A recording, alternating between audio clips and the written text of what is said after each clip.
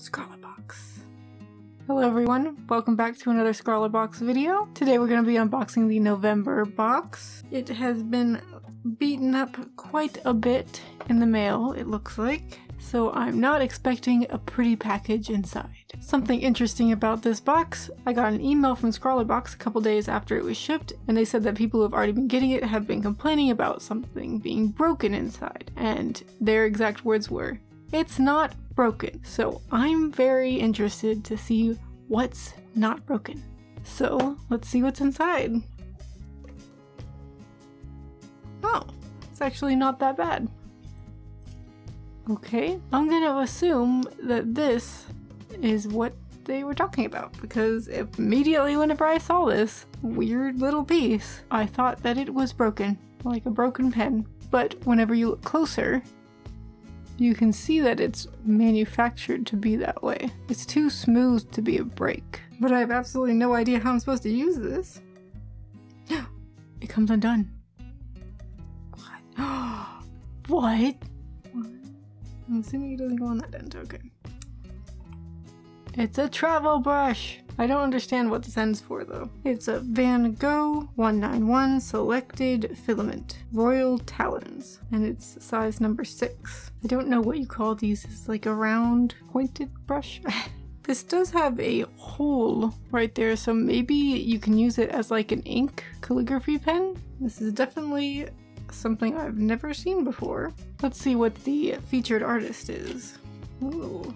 Some very vibrant colors there. So the featured artist is Riso Chan, and there's her Instagram right there if you want to go check her out. So obviously because of this brush we're gonna have some kind of paint, I would assume. Next up we have this pencil. It's Robinson 3B/00 from Lyra, and we have a Coom block eraser. So now let's get into the little package.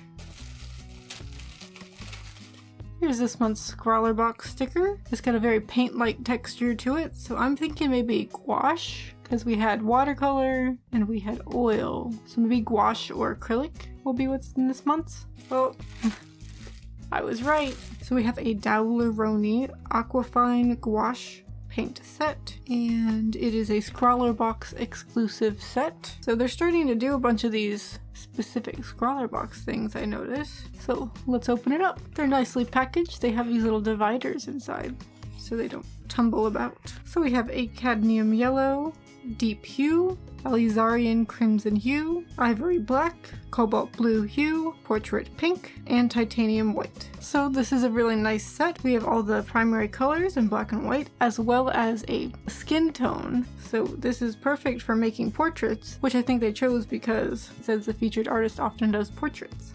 And the candy that we got looks to be like a lemon sherbet. I think it's whatever candy Dumbledore's favorite candy is. And then for the paper, we got these 2 pieces of a rather lightweight paper, but it is very textured. A very high tooth, or whatever it's called.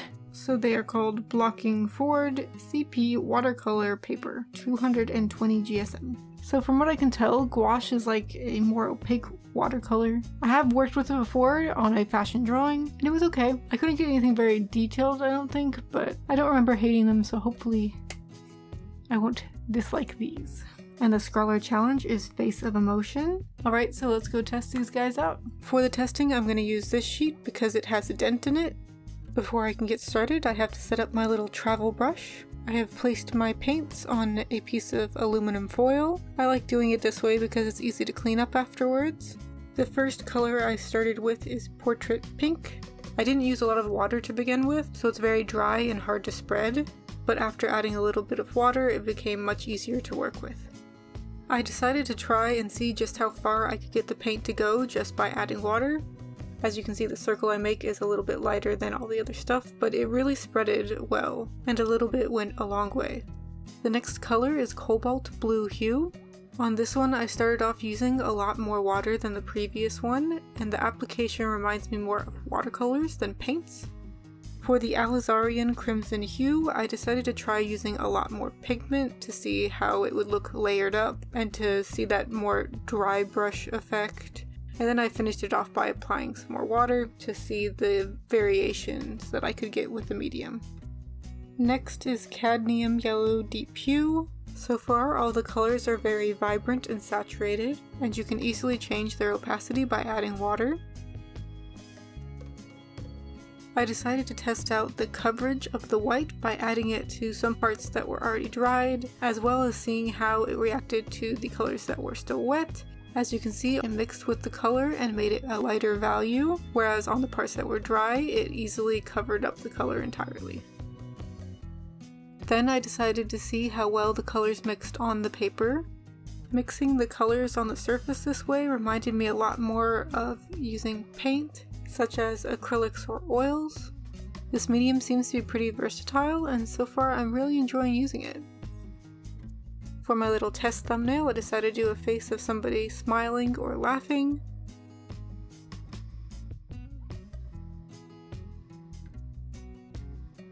I chose to do the more painterly technique and started off with a base coat and then added in some values and mixed them out to where they're not really distinguishable, and then going back in and bringing out the features again with highlights and shadows.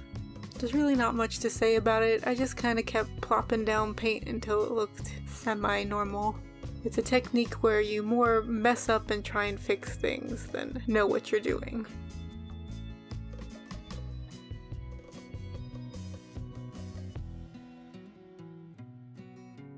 For the subject of my final drawing, I decided to go completely opposite from my test one.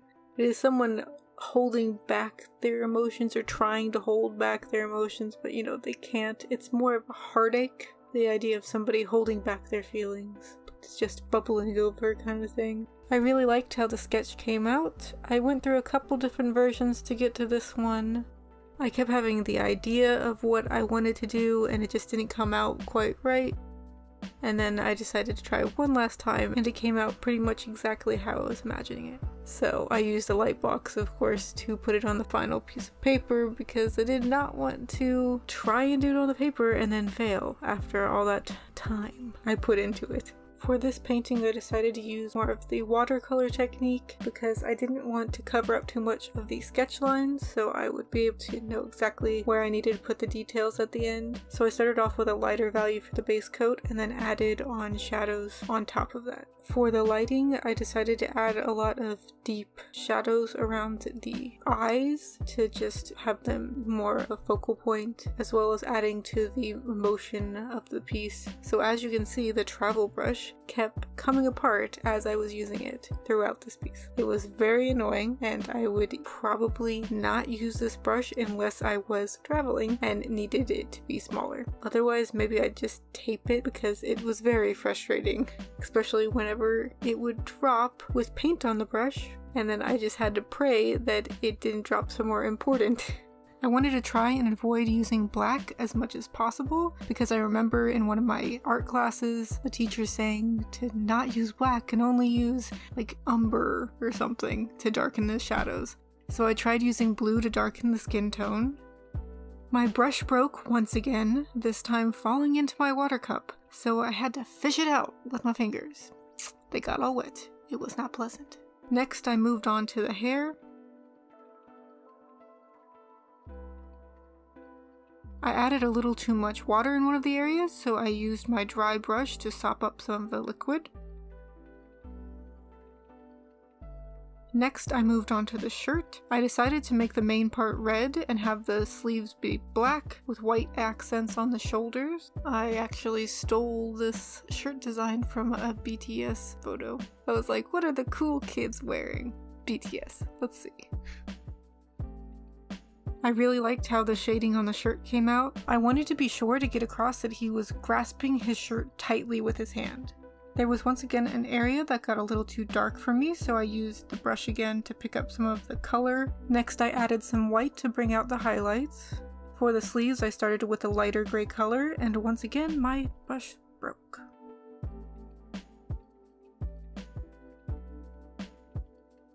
I enjoyed doing the shading on the white of the shirt. Often I just used a wet brush to pick up some of the surrounding colors for the shadows, so they would have a little bit of a red tint to them.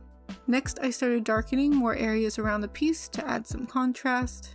Unfortunately, my camera was off while I did the background, so there's a bit of a jump in the progress.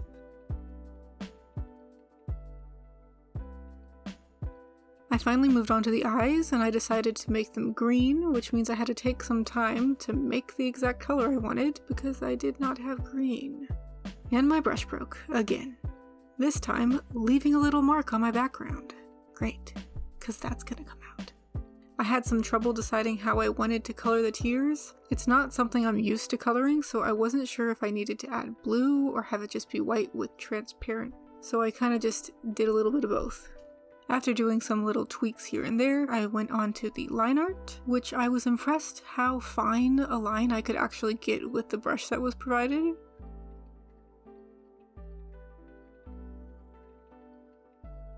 I'm very pleased with how everything turned out. I love the sketch that I did, and I'm really enjoying getting back into drawing men. I used to only exclusively draw men until I started my fashion degree, which focused on women's fashion, so obviously I was drawing more women. I miss my pretty boys.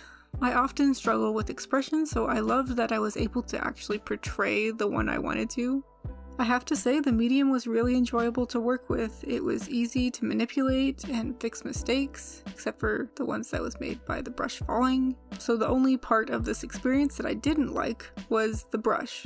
That kept falling apart. It probably would have been better if there was a way to screw it together as opposed to just sticking it together. So let me know in the comments how you think I did, and if you liked the video, hit the like button. If you want to see more videos like this, you can consider subscribing to my channel because that'd be awesome. Thanks for watching and see you again next time.